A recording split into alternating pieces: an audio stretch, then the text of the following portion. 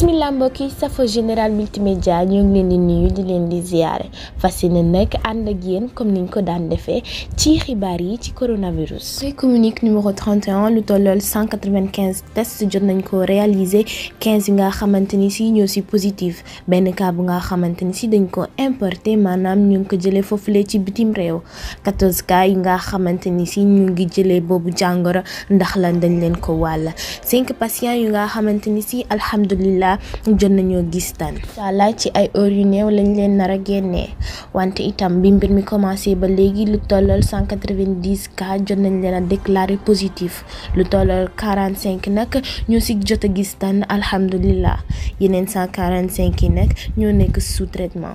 bu delloo nag am na beneen cas bu nga xamante ni si dafa grave ba tax na ki mbir mi suuxal mu ngi laaj ñu rapatrier ko. ki nga xamante ni si moo njëkk gaañu ci mbir mi di coronavirus mu ngi nekk Pape Diouf nag nekkoon nit ku ñu ràññee ci àdduna bi pas seulement ci rôle journaliste bi nga xamante ni si moom la doon def wante itam ci dirigeant bi mu nekkoon foofule ci Marseille ndaxte ci at yi 2005 ba 2009 nekkoon na président de l'Olympique de Marseille mu nekk nag ki nga xamante ni si moo njëkk gaañu ci fii ci Sénégal ngir coronavirus ñu di ko jaale nag bépp sénégalais tey ñaan yàlla mu xippee ji aljana seen nag jox kàddu gi kookule di Moustapha Diop mu nar ñoo wax moom nu mu gisee confinement bi ak nu mu koy dundee foofule ci bitim réew te itam mesures préventives yi nga xamante ni ci Sénégal jot na ko jël nan la ko gisee. waaw vraiment nouveau coronavirus bi ñu koy wax Covid-19 jaaxal nañu ñun ñëpp. waaw ñi ngi en confinement depuis il y a 3 semaines liggéeyatuñ boo demee ci mercato yi da ngay rang sa kër doo génn vraiment metti na ñi ngi toog ci kër yi te xamuñu lii kan lay jeex loolu moo ñu ci gën a jaaxal bon ni mu daaneele économie bi noonu lañ koy yëgee ñun ñëpp bon ñëpp ñi ngi dem cassa integrazione liñ la war a fay dëggantaan duñ la ko fay bon te say dépense wàññeekul di nga fay kër di nga fay facture et tout mais ñi gën a mettile souvent mooy ñi nga xam ni ay jaaykat lañ marchand ambulant yi nga xam ni ñoom kenn du leen fay te ñu war a yónnee Sénégal war a fay seeni frais vraiment niñ koy dundee Italie metti na trop mais nag àdduna bi yëpp la laal si kim moo lakkandoo ñi ngi ci confinement yéex nañ koo def ba gis nañ cas yi vraiment bëri na ñi ngi yokk tous les jours loolu aussi gën ñu tiital waaw bu dee Sénégal la même chose jël nañ seen mesure tëj nañ seeni frontières mais nag man d'après ni ma gisee couvre-feu bi efficaceul ci épidémie buñ defoon confinement pour man mooy gën ne serait-ce que une semaine sax wala 2 ñëpp toog ba maladie bi jeex épidémie bi balaa muy doon pandémie ca Sénégal comme ni mu nekkee fii parce que couvre-feu boo nit ñi toogee seen kër de 8 heures à 6 heures terewul bëccëg bi dañuy génn dañuy jaxasoo boo demee mburu yi tere ci boutique yi boulangerie yi day tax nit ñi jaxasoo fa dajaloo fa di xëccoo bus yi 7 heures bu jotee xëccoo bi pour bañ 8 heures fekk la ci yoon bi vraiment loolu terewul virus bi di circuler ñu ngi ñaan yàlla jëlee ñu ko fi ci jàmm. déploré naa nag dóor yi ñuy dóor nit ñi doon dóor nit ñi Sénégal parce que nit kenn du ko toroxal mën nga jël beneen méthode pas boo xam ni dafa sauvage fii ñu ngi ci 2020 bu ñu def li ñu tubaab bi daan def il y a 7 siècles loolu d'accorduma ci te ñu bari ñaawlu nañ ko fii ñi ngi def confinement te dóoruñu kenn dàquñu kenn toroxaluñu kenn te nit ñi ngi toog seeni kër message la sensibilisation kese la tubaab bi gënuñ ñu muus gën ñu civiliser suñuy autorité ñoo war a yegg à la hauteur mën a gouverner réew ma te bàyyi xoqatal bi ñuy def ça n'a rien à voir avec pandémie bi di am tamit espoir ci vaccin chloroquine bi nga xam ni Didier Raoult proposé na ko def na ci ay test génn coow li bëri na mais ñi ngi ñaan mu efficace ba yàlla jëleel ñu fi lii ci jàmm Moustapha Diop di gërëm waa Général Multimédia merci. ñu fas yéene nag jox kàddu gi suñu papa Amadou Ndiaye moom mi nga xamante ni si comme sénégalais yu si bëri jot nañ ñoo naqarlu dóor yi nga xamante ni si policiers yi jot nañu ko appliqué dès le premier jour du couvre-feu. asalaamaaleykum Général Multimédia ñu ngi leen di nuyu seen téléspectateurs yi waaw leen encourage ci liggéey bu rafet bi ngeen di def am na solo xam naa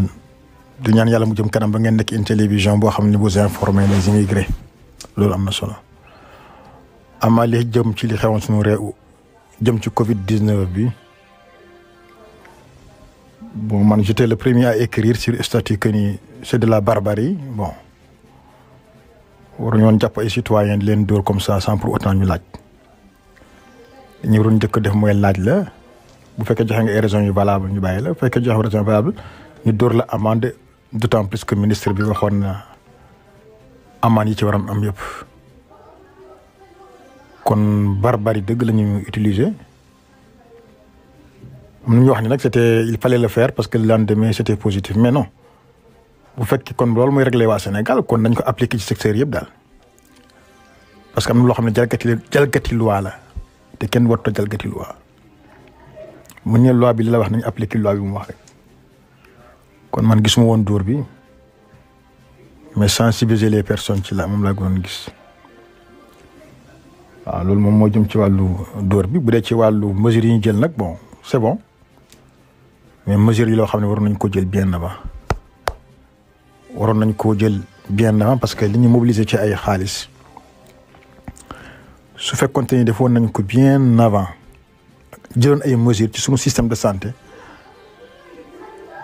amaana sax balaa feebar bi ñëw kon du demee ni mu demee nii daal parce que vraiment mesures exceptionnelles yooyu sunu système de santé ni mu faible ñu ñëw xëy jël ay mesures toll nii suñu sonn ci sunu système de santé ragal naa ni kon duñu agsi fii waaw kon su ko defee yu mel nii bu corona jàllee nañu jël ay mesures yoo xam ne dina mën a changer sunu système de santé ba nga xam ne ku feebar mën a faju sans difficulté man la ci tiré vraiment comme aspect boo xam ne dana am solo ci sunu réew ga parce que mesure exceptionnelle yi musul am waaw mesure yi te dëgg la kon nañ ko continuer appliquer ko voilà man daal loolu laa bëggoon wax moo naa ko gën a yaatal nag mais ñu ngi koy yemale foofu di leen encourager ci liggéey bi Général Multimédia yàlla na dem ba nekk une grande télévision ok je vous remercie. leen nag di Pape Dara Mbengue am benn gis-gis ci boobu mbir di coronavirus ñu koy laaj nag ñoom nag waa Sénégal naka lañ koy dundee. maa ngi nuyu ku si nekk si turam ak santam di nuyu surtout waa Général Multimédia di présenté wu maa ngi tudd Pape Dara Mbengue et actuellement je suis à Dakar bëggoon partager sama gis-gis si coronavirus bi nekk benn pandémie boo xamante ni touché na àdduna bi yëpp parce que ce n'est pas une affaire sénégalaise mais problème mondial la fii Sénégal xaw na bouleverser suñu vie yi maanaam xaw na créer ay quelques troublements mais mënu si woon ñàkk parce que ñun tàmmuñu ko te en plus préparé wuñu woon et affronter émergence yu demee nii mais nag am naa benn fierté si maturité bi nga xamante ni peuple sénégalais wane na ko si mesure yi nga xamante ni état bi jël nañ ko parce que sénégalais respecté nañ confinement bi aussi am naa contentement bu mag ci état et mobilisation bi mu si jël ak série ak force ak vigueur bi nga xamante ni lay affronter problème bii nii coronavirus bi nag xaw na changer tuuti ni nga xamante ni mooy habitude sénégalais yi parce que tey boo ñëwee fii Dakar boo génnee di nga xam ne fii nii am na lu fi xew parce que nit ñi génnatuñ lu bëri oto yi dawatuñu lu fi changé bari na activité yu bari wàññeeku na mais sénégalais yi ñi ngi pare nañ pour souffrir loolu ñu ngi koy souffrir nag mais ak ñëpp buñ boolee respecté yi nga xamante ni mooy consigne yi nga xamante ni moom la ñu suñu autorités yi sant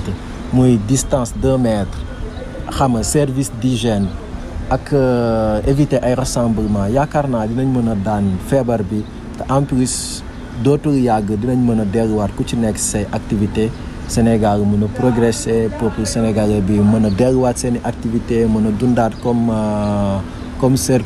seen coutume et être heureux. na nag ñu leen di jox di daje ba beneen yoon incha allah avec Général Multimédia.